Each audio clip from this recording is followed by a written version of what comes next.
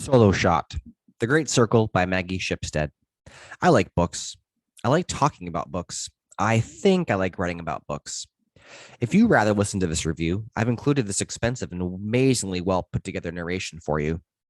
Have you ever fallen into a kind of fugue state where you're feeling total ease, in complete sync and raptured indulgence with the author's pace, cadence, and the compelling story woven around you?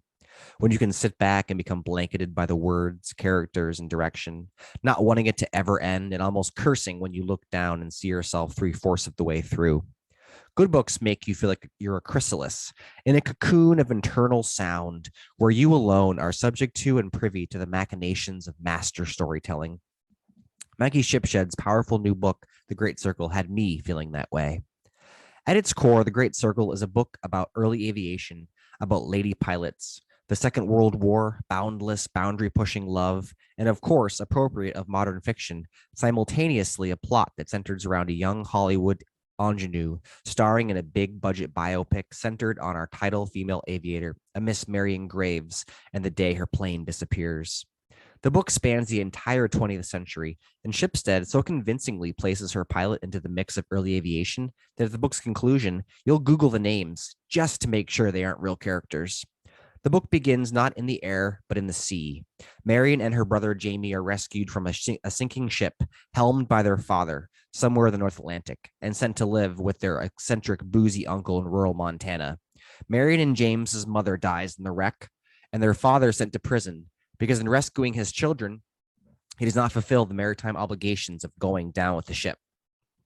From this point on, the center of the story are those rescued twins. Marion and Jamie Graves are raised by a loving but inattentive uncle, and soon, with the advent of aviation settling all over America, Marion becomes enamored with the traveling barnstormers who pass through Missoula. All Marion wants to do is fly, and fly she does, even though flying, as with many other occupations, is viewed as strictly within the realm of men. A great deal happens to Marion and Jamie. Both enter World War II, with only Marion surviving. With Jamie's sudden demise, he becomes an acclaimed artist.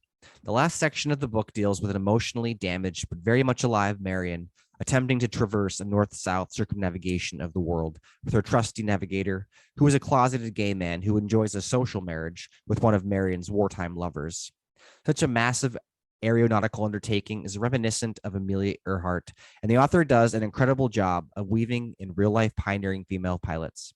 I won't give any details of Marion's island-hopping polar flight, but only say that this last section intersects with our modern-day Hollywood retelling of Marion's final voyage. Hadley, a young movie star, plays Marion, and in doing so, learns a great deal about not only her own life, but sheds light onto the final chapter of Marion's storied existence.